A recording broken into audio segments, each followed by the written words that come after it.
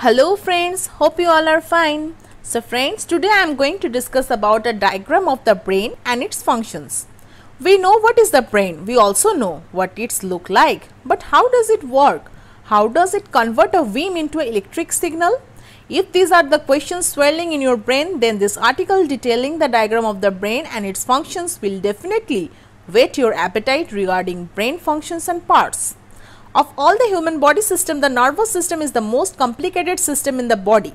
The brain is the central part of the nervous system. It is an intriguing organ that has been studied right from the time it develops in the fetus. The human brain weighs about 1.5 kg in adults. The cerebrum, which forms the bulk of this organ, is divided into two hemispheres, the right hemispheres and the left hemispheres.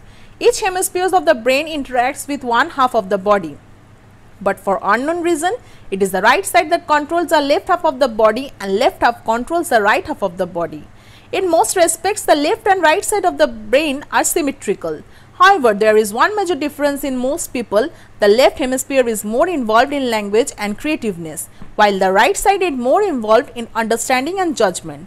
Although in brain functions, left and right hemisphere have the same essential role. The left is often solely attributed with personality and the right solely with intelligence. However, there is no concrete scientific proof to back this claim. There are many ways of dividing the brain from studying its various aspects. However, it is conventionally divided into three parts: the forebrain, the midbrain and the hindbrain. The brain also contains four interconnected cavities called ventricles, which contains cerebrospinal fluid. We will study the diagram of the brain and its functions in this article along with detailed study of the brain anatomy.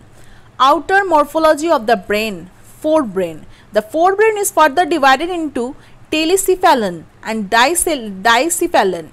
Telecephalon. This consists of the two cerebral hemispheres of the cerebrum and their entire connections. Cerebrum. The cerebrum is the largest part of the brain. Any kind of trauma or lesion in the cerebrum can lead to a various disease and disorder and mental illnesses. The cerebrum is divided into two cerebral hemispheres by the medial longitudinal fissure. These two hemispheres are connected to each other by a fibrous band of nerves called the corpus callosum. The cortex of each hemisphere is divided into four lobes: the frontal lobe, temporal lobe, parietal lobe and the occipital lobe. The cerebral cortex is highly convoluted in its structure, which increases the area available from the neurons. The ridges present on the surface of the cortex are called gyri, whereas the grooves of fissure separating them are called sulci. Important sulci of the cerebrum includes the central or Rolandic sulcus, the lateral or Sylvian sulcus, the parieto-occipital sulcus and the calcarean sulcus. These sulci help to divide the cerebrum into four lobes. Given below is a diagram of brain, its functions detailing the four lobes and their associated structures. Frontal lobe. This is the part of a cerebrum that lies directly below the frontal bone. It is the part that is present directly behind the forehead. It is separated from the parietal lobe by the central sulcus and from the temporal lobe by the lateral sulcus. The frontal lobe is divided into a lateral, poral, orbital and medial part. The frontal lobe is seen in the above diagram and its functions are described below. Functions.